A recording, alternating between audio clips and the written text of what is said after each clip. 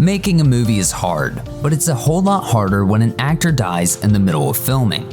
How does a cast and crew handle such a shocking event? In all sorts of ways, as it turns out. These are the actors who died mid-production and the way their movies coped. Even though Paul Walker made a name for himself in Hollywood with roles in films like Varsity Blues and 8 Below, his performance as Brian O'Connor in the Fast and Furious franchise made him an international superstar. Revving up with the Fast and Furious opposite Vin Diesel in 2001, the duo's Hot Rod franchise ascended into the stratosphere at top speed. All told, the franchise has raked in a whopping $5.8 billion. Filming was already underway for Furious 7 when Walker, 40, and his racing partner Roger Rodas, 38, died in a horrific crash of Walker's Porsche, which Rodas was driving. Production of the film came to a halt until Universal Pictures could talk with members of Walker's family, who eventually gave filmmakers the go-ahead to find a way to wrap up Brian's storyline. As a result, Walker's likeness and actions were recreated with the aid of his brothers Caleb and Cody, among others. Furious 7 became the first film in the Fast and Furious franchise to cross the billion-dollar mark at the international box office, amassing a mammoth take of more than $1.5 billion. Hey, thought you could leave without saying goodbye. Natalie Wood's career included child stardom in the Christmas classic Miracle on 34th Street, and adult success in such classics as Rebel Without a Cause and West Side Story. Tragically, Wood's life was cut short at age 43, at which time she was filming the 1983 science fiction film Brainstorm. The film was near the end of its production when, during Thanksgiving break, Wood, her husband Robert Wagner, and her Brainstorm co-star Christopher Walken embarked on a weekend boating excursion to Catalina Island. During the trip, Wood was originally thought to have drowned accidentally. The case has since been reopened but has yet to be resolved. While Wood reportedly completed filming most of her scenes, director Douglas Trumbull, who created visual effects for such film luminaries as Stanley Kubrick, Ridley Scott, and Steven Spielberg, still struggled to finish the movie.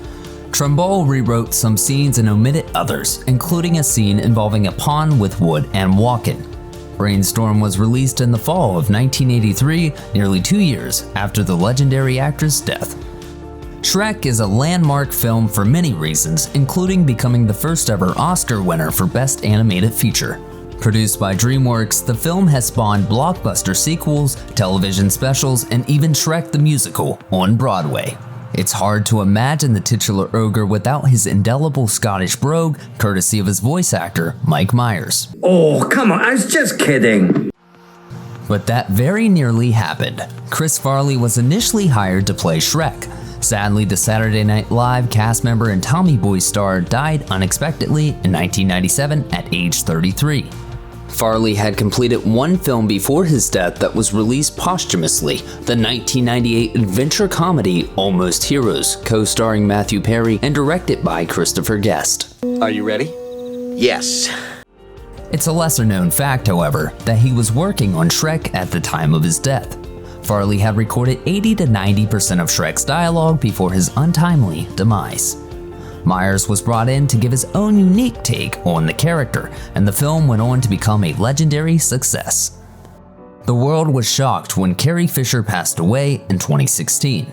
In the midst of mass cultural mourning, Star Wars: The Last Jedi director Rian Johnson had to find a way to set the stage for Leia's exit from the series and the rise of Skywalker. The Last Jedi sees the steely heroine survive the Battle of Crate, effectively creating a quandary for how the Resistance General would be presented in the next film. Director J.J. Abrams turned to unused footage of Fisher from The Force Awakens and The Last Jedi to craft the actor's Star Wars swan song and Rise of Skywalker. That performance was aided by the use of body doubles and digital effects. In the end, Leia does not survive in physical form by the time The Rise of Skywalker concludes, ultimately joining her brother Luke Skywalker as a Force spirit.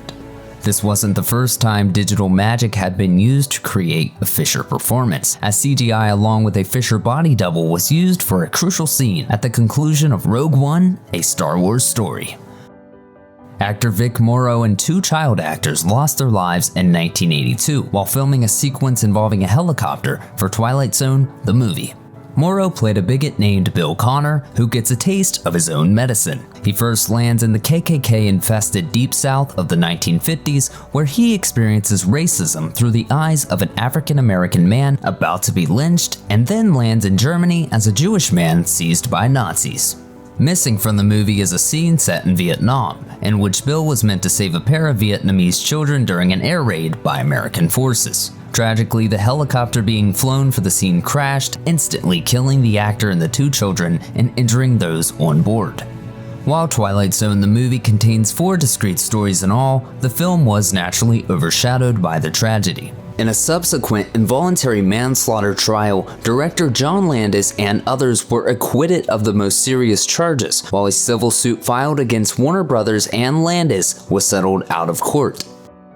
John Candy was a beloved actor who won the hearts of audiences worldwide with a string of hit films, including Stripes, Spaceballs, Uncle Buck, Home Alone, and the quintessential Thanksgiving holiday classic, Planes, Trains, and Automobiles. A dependable actor who worked constantly over the course of his career, the 43-year-old Candy was working on the western comedy Wagons East near Durango, Mexico, when he collapsed on set and died of a heart attack in March of 1994.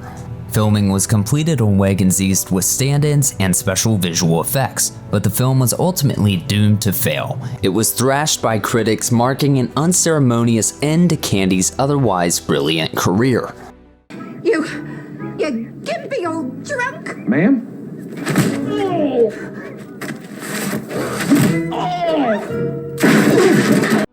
Still, Candy's performance as a drunken wagon master hired to bring a group of settlers back east shines with undeniable talent. Oliver Reed played Proximo, a gladiator trainer and mentor to Russell Crowe's Maximus in Gladiator. While Reed was clearly a supporting player, there's no question he's a strong presence. Reed's sudden death of a heart attack at age 61 during a break in filming in May of 1999 was a huge blow to the production. Reluctant to recast Reed's role, director Ridley Scott turned to his visual effects wizards for help. Since CGI was already being utilized to create the Colosseum, Scott opted to use the technology to digitally superimpose Reed's face onto an extra to complete a crucial scene. Since this was 1999, the idea of digitally recreating a character in some form was still relatively new. In fact, this marked only the second time in movie history this technique was used. Scott used body doubles for other scenes, including Proximo's death scene, in which he is only shown from behind. The late actor was rewarded with a BAFTA nomination for Best Supporting Actor by the British Film and Television Academy. Brandon Lee tragically died during production on The Crow on March 31, 1993, at age 28. The only son of martial arts legend Bruce Lee, he was poised to become a superstar with The Crow. Sadly, the big screen tale of Eric Draven, a murder victim who comes back to take revenge on his killers, would make Lee himself the victim of a tragic accident. Lee lost his life while filming a scene in which Funboy, played by Michael Massey, encounters Draven in a doorway and fires a gun at him. It was supposed to shoot a blank, but in a freak occurrence, it accidentally fired a projectile, striking Lee in the abdomen. He died 12 hours later. Instead of shelving the film, director Alex Proyas moved forward with completing it. The actor's scenes were completed with the use of digital effects and Lee's stunt double, Chad Stahelski, who went on to direct the first 3 chapters of the John Wick series. While multiple sequels and a TV series ensued, attempts to reboot the franchise with Draven as the lead character have been unsuccessful. Heath Ledger's death at age 28 sent shockwaves through the industry.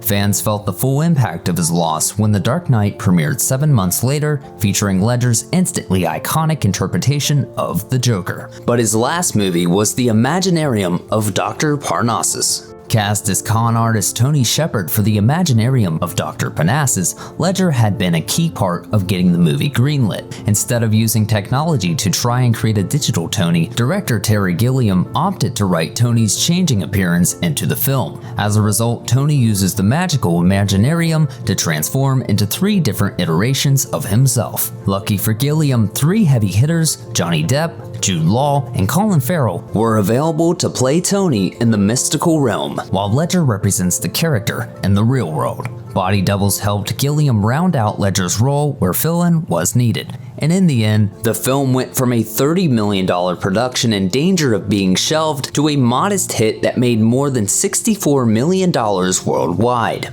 Check out one of our newest videos right here. Plus, even more Looper videos about your favorite stuff are coming soon. Subscribe to our YouTube channel and hit the bell so you don't miss a single one.